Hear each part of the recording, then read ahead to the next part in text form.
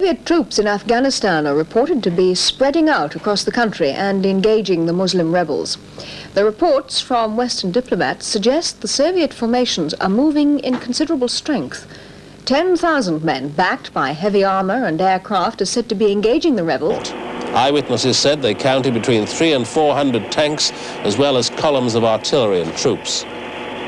Although most of the troops seem to be stationed at key areas around Kabul to establish a defensive perimeter in case of counterattacks from Afghan troops, there was just a faint sign of Christmas cheer among the soldiers at the airport. Recent events in Afghanistan have made us all aware of the ever-increasing possibility of a limited war in Europe. The Soviets believe they have the ability to take a chunk out of Western Germany. Perhaps, for them, it is only a question of opportunity. Facing one British corps in BAOR is 3 Shock Army. On its northern flank is 2 Guards Army, and on its southern flank is 8 Tank Army. 3 Shock Army sits astride the Hanover Autobahn. Although predominantly a tank-heavy army, its leading formations are motor rifle regiments. The Motor Rifle Regiment is split into 3 main elements: combat support, service support, and the fighting units. Service support includes transport, medical and maintenance companies, the supply platoon and the regimental band, totaling 160 men and 73 B vehicles. Combat support includes the signals, recce and engineer companies, the chemical defense platoon, and the regimental artillery.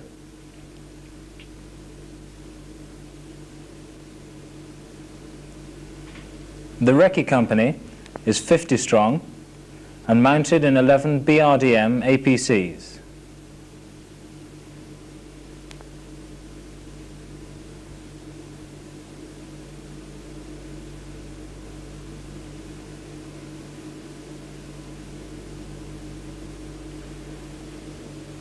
The engineer company is equipped with 4 TMMs, which can each bridge a 40-meter gap. Also, it has 2 MTU-20s, capable of bridging a 20-meter gap. The regimental artillery consists of 3 batteries. The anti-tank guided weapons battery comprises 9 BRDM Saga vehicles, each with 6 missiles loaded and 8 ready for reload. This is the same basic vehicle as the recce BRDM, but the turret has been replaced by the Saga launch mechanism. In any role, the vehicle is amphibious, using its hydrojets. It has an anti-armor capability to 3,000 meters. Other versions can carry swatter missiles.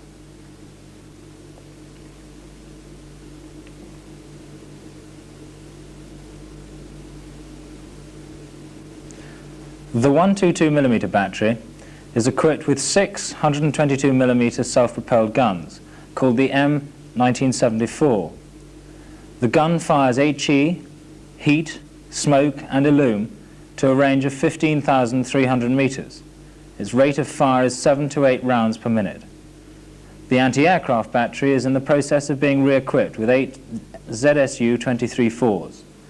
This 4-barrel radar-controlled anti-aircraft gun has a range of 2,500 meters and a cyclic rate of fire of 4,000 rounds per minute. In battle, they'll be separated up to 200 meters, and they can be used in the ground roll attack. Now we look at the third and most important element of the Motor Rifle Regiment, the fighting units. These are made up of 3 motor rifle battalions of either tracked BMP or wheeled BTR-60 PB, 1 tank battalion of T-64. It's important at this point to understand the role of the T-72. The T-72 is the cheaper version of the T-64, which was first seen in 1976. 3 Shock Army and its flanking formations are all equipped with T-64 in both motor rifle and tank regiments. Let's have a look at the Motor Rifle Regiment vehicles in more detail. The T-64 shown here is the main battle tank. There are 41 of these in the tank battalion, and each motor rifle battalion gets a tank company of 13 T-64s. This gives each motor rifle company a troop of 4 tanks. There is a crew of 3 men, and it's a little lighter than Chieftain, weighing only 40 tons. It's a low silhouette vehicle, the deck being about chest height. The main armament is a 125mm smoothbore gun, and it fires APDS out to 2,000 meters. It can also fire heat and HESH to about 1,500 meters. It's capable of a top speed of 65 kilometers per hour. It has 2 distinct advantages over previous Soviet tanks in that it's fitted with a laser rangefinder and has an automatic load. It's not an amphibious vehicle, but can snorkel to a depth of 5 meters. Here's the BTR-60 PB. This is a big, heavy APC and weighs 10 tons. It has a good cross-country performance despite its bulk. It has a crew of 2 and carries 9 passengers. Its armament is a 14.5 heavy machine gun and a 7.62mm coaxial machine gun. It was designed as an amphibian, and it has a remarkable speed of 10 kilometers per hour in water. It has 2 big disadvantages, however. The passengers can only dismount through the roof, and its great size makes it an easy target. Notice how the squad, on dismounting, moves to the front of the vehicle and advances firing in a straight line. This is normal dismounted Soviet tactics. The squad is followed closely by the APC, which can give a heavy weight of overhead fire support.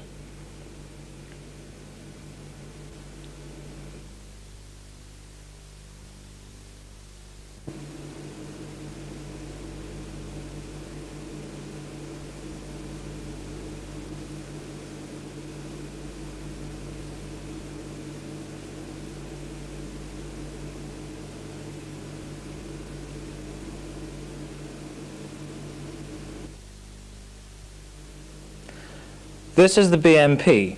It's the newest Soviet APC. Its armor comprises a 73mm smoothbore gun that has 40 rounds mixed HE and HESH. Maximum range of 1,300 meters, but effectiveness falls off sharply at 800 meters. A coaxial 7.62 gun and a Saga anti-tank guided missile. The vehicle carries 4 Saga missiles. The maximum range is 3,000 meters, but it has a dead space of 0 to 500 meters because it takes the gunner 4 to 5 seconds to bring the missile under control. However, the 73mm gun compensates for this deficiency. Because the Saga gunner must track the missile to the target, smoke will defeat the weapon. On the other hand, the gunner is protected. The BMP has only light armor, and a 7.62mm high-velocity round hitting its side at 90 degrees will penetrate it. The 73mm gun is not stabilized, and the Saga must be tracked so that the vehicle has to be stationary when firing both these weapons. The BMP has no night sight for either weapon. It's especially vulnerable from behind because its rear doors are in fact flexible fuel tanks. The troops inside have the added discomfort of sitting on top of the ammunition storage space.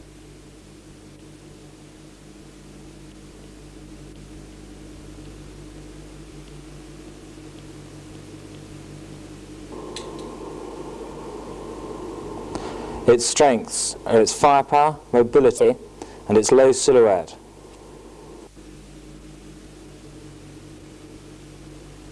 Now we'll come on to tactics. The formation of the motor rifle advance begins with recce patrols. Some 10 kilometers behind the recce patrols will be found the leading battalion group, on either side of which is the march security detachment. 20 kilometers behind this group will come the main body of the motor rifle regiment, and behind them the rear guard.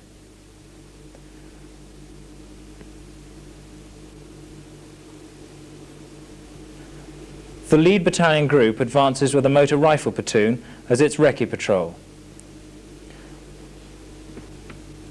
This is followed some 5 kilometers behind by the point, which is a motor rifle platoon and a tank. The next comes the vanguard, comprising a motor rifle company, less 1 platoon, a tank platoon, less 1 tank, and the anti-tank platoon. Behind this will be the main body with all the combat, service support and artillery weapons. Behind them will be the rear guard. The vanguard company will have the first contact. They will apply the standard Soviet drill and deploy into platoon columns behind a tank. The company will then adopt standard battle formation and attack. Note the company commander is in the rear center. The company will attack from as much as 1 kilometer away. Little use is made of cover or fire and maneuver, and infantry will not dismount until made to do so by the strength of the defense or the nature of the terrain. This will cause the tanks and the advance to slow down. In both types of assault, mounted or dismounted, the final 250 meters will be made with all weapons firing. The company frontage will be anything from 250 to 500 meters depending on the terrain and the enemy's strength.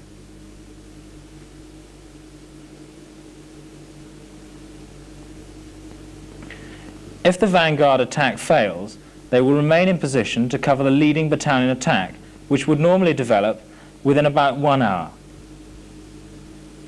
If this fails, the regimental attack will differ in that it will be on a wider front. There will be a reserve echelon and it will be supported by air and ground recce to locate targets such as headquarters and gunner batteries. Elaborate deception plans will be employed.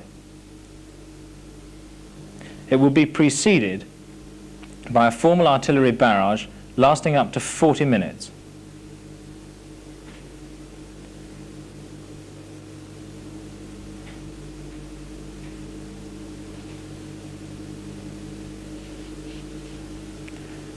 The basic drill of deploying from the line of march into battle formations will be unlikely to change. We ourselves must be able to withstand the enemy's devastating artillery barrage. This can only be done by proper overhead protection in our defensive positions.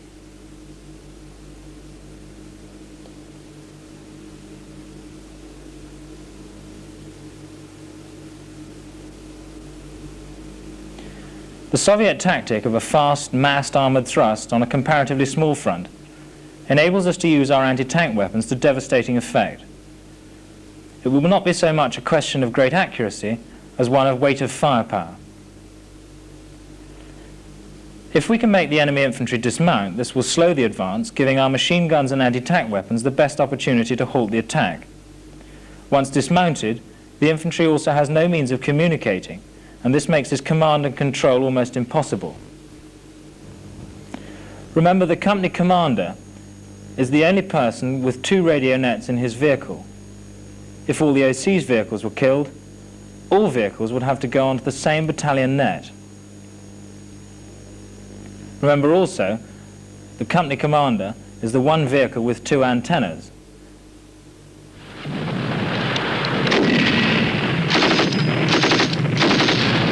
Here we're watching a UK battle group making the best use of its artillery and anti-tank fire. The infantry has been made to dismount and is coming under heavy small arms fire. 3 FPF fire over. Golf 2-2, Wilco. Fire mission battery. Oh, 2, this is 2-2, fire mission battery over. Switch up. FPF fire. FPF, fire over. Switch up. Shot out.